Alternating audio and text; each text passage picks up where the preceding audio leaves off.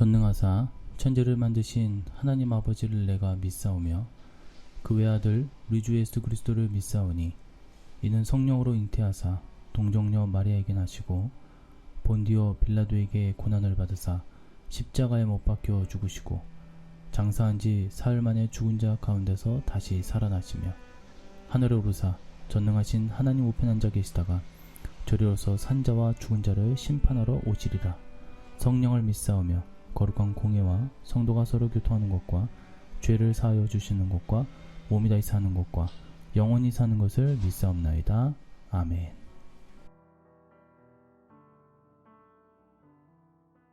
그러면 네가 이전에 소요를 일으켜 자객 4,000명을 거느리고 광야로 가던 애굽인이 아니냐.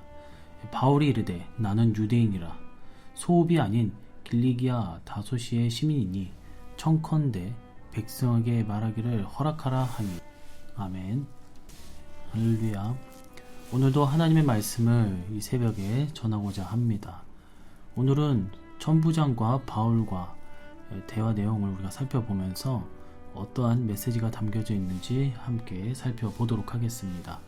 바울은 예루살렘에 당도하여 결박과 환란을 당할 것을 알고 있었습니다.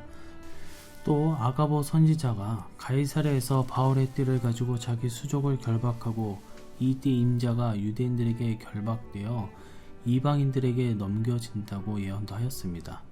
그 예언에 그대로 따라서 모든 것이 이루어졌죠. 유대인들이 바울을 체포하고 이 일로 천부장이 출동해 로마 군대에 인계되었습니다.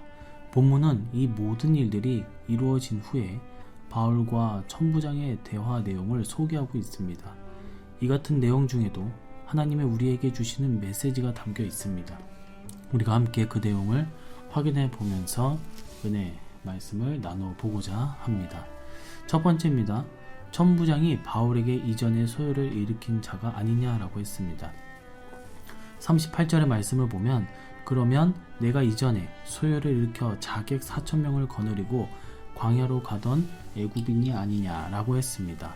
이는 세상 관원이 주의 종을 오해하고 있음을 의미합니다. 천부장이 말하는 4,000을 거느리고 광야로 간 애굽인은 이 사건 3년 전 유대인들 앞에서 예루살렘의 성벽이 무너질 것이라고 말하였다고 합니다. 아마도 천부장은 바울에 대해서 그 같은 사람으로 오해한 것으로 생각되어집니다. 사도행전 26장 24절에 보면 바울이 이같이 변명하매 베스도가 크게 소리내어 이르되 바울아 네가 미쳤도다. 내 많은 학문이 너를 미치게 한다 하니. 때로는 주의 종들은 이 세상의 비난, 세상의 공격을 받기도 하고 오늘 본문에서처럼 오해를 받기도 합니다.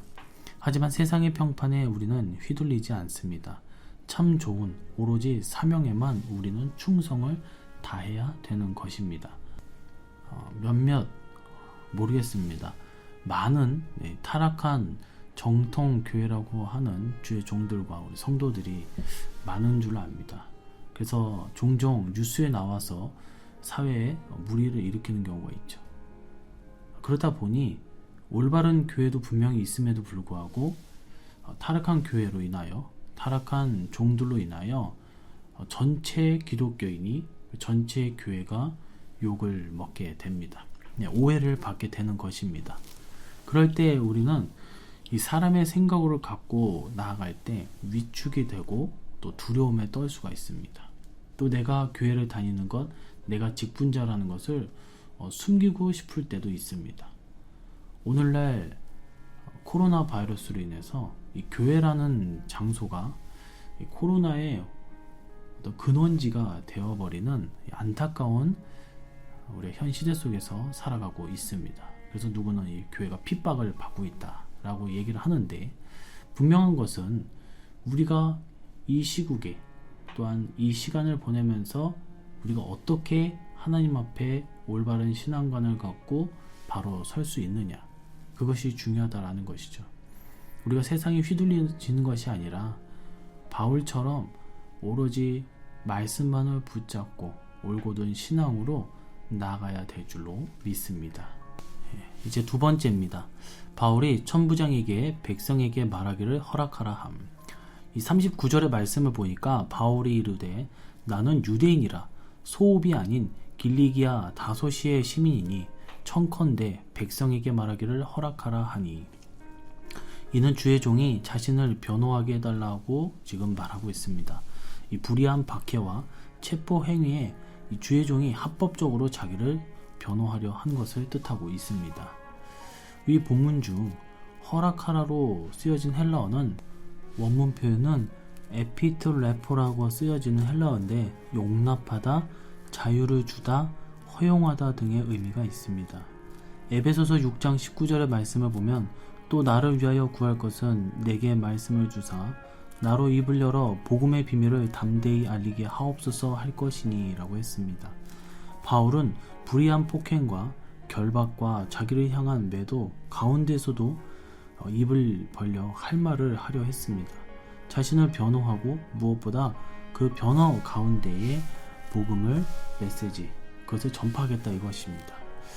어떠한 고난, 어떠한 어려움을 만나도 주님이 원하시는 길을 가는 것, 주님의 말씀을 전하는 것, 그것이 하나님의 종들이 한결같이 간직해야 할 사명의 모습인 줄로 믿습니다.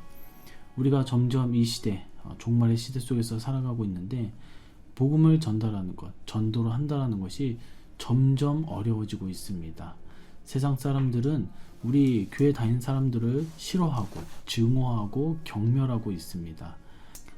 이럴 때일수록 우리가 먼저 하나님 앞에, 말씀 앞에 바로 세워지며 스스로 점검하고 반성하면서 회개하면서 우리가 다시 한번 주님의 참종으로서 우리가 훈련을 하여 우리가 먼저 변하고 먼저 움직이고 선한 영향력을 끼쳤을 때에 그들에게도 우리가 비춰질 때에 좋은 사람, 의인으로서 또한 말씀 앞에 입각하여 살아가는, 죄에서 멀어지기 위해서 애쓰는 그리스도인으로 보일 수 있도록 늘 우리 스스로를 깎으며 만들어 가시기를 간절히 소망합니다.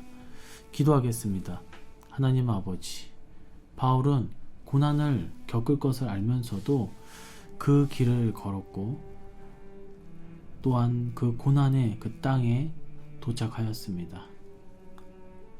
그가 가는 곳에서 소동을 일으키고 사람들을 괴롭힌다라는 오해를 받으면서도 자신을 위해서 변론하는 것이 아니라 하나님의 말씀을 전파하기 위해서 그 같은 행동들을 하는 것을 보면서 바울의 위대한 그 신앙의 모습을 우리가 살펴보게 됩니다. 바울의 그 신앙이 단회적으로 그때 그 당시에 끝나는 것이 아니라 오늘날 우리에게도 그대로 이어져서 우리가 주님 앞에 크게 쓰임받을 수 있는 주님의 참종들, 자녀들이 될 수 있도록 은혜를 내려 주시옵소서. 오늘 하루도 주님께 모든 것을 맡겨오며 다시 오실 예수님의 이름으로 기도드리옵나이다. 아멘. 주기도문으로 새벽 예배를 마치도록 하겠습니다. 하늘에 계신 우리 아버지여, 이름이 거룩히 여김을 받으시오며 나라의 임하옵시며 뜻이 하늘에서 이룬 것 같이 땅에서도 이루어지이다. 오늘날 우리에게 일용할 양식을 주옵시고 우리가 우리에게 죄지은 자를 사하여 준 것 같이 우리 죄를 사하여 주옵시고 우리를 시험에 들게 하지 마옵시고 다만 악에서 구하옵소서. 대개의 나라와 권세와 영광의 아버지께 영원히 있사옵나이다. 아멘.